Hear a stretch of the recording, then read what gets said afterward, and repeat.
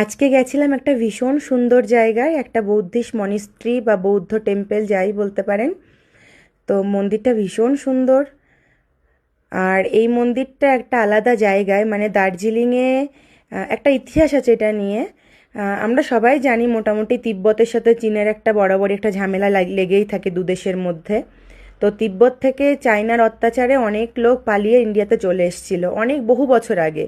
তখন আমাদের যে তৎকালীন ইন্ডিয়ান গভর্নমেন্ট ছিলেন, মানে আমাদের যে কেন্দ্র সরকার ছিলেন বা ইন্ডিয়ান সরকার ছিলেন, সে তখন তাদেরকে এখানে থাকতে দেয় রিফিউজি হিসাবে তখন থেকে। আর যেহেতু তিব্বত পাহাড়ি এলাকা, তো এরা পাহাড়ি বেশি পছন্দ করে থাকার জন্য, তো এখানে এদের থাকতে দেয় এবং তখন থেকে এটা রিফিউজি ক্যাম্প। এবং এসেছিল কয়েকজন, কিন্তু ধীরে ধীরে এখানে পপুলেশন অনেক বেড়ে গেছে।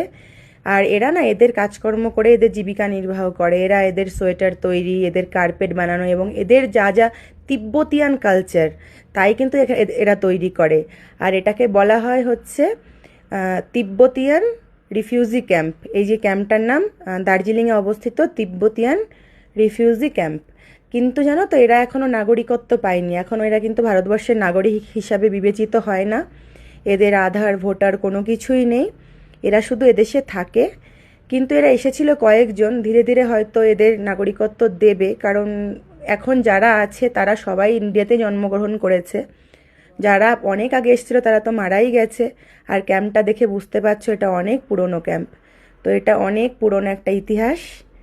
তো সবাই ভালো থেকো, সুস্থ থেকো, দেখা হবে তোমাদের সাথে পরবর্তী কোনো ভিডিও।